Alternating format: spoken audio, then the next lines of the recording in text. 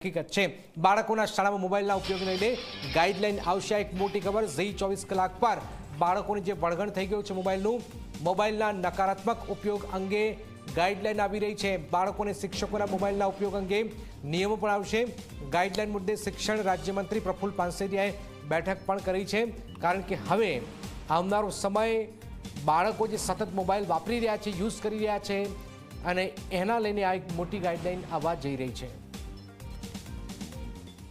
બાળકો મોબાઈલનો ઉપયોગ ઓછો કરે અને રમત પ્રત્યે વધુ ધ્યાન આપે એ માટે તમામ શાળાઓમાં આનો એક પરિપત્ર કરી વાલીઓ સુધી આ માહિતી પહોંચાડવાનો અમારો એક પ્રયાસ છે અને અમે કરીશું।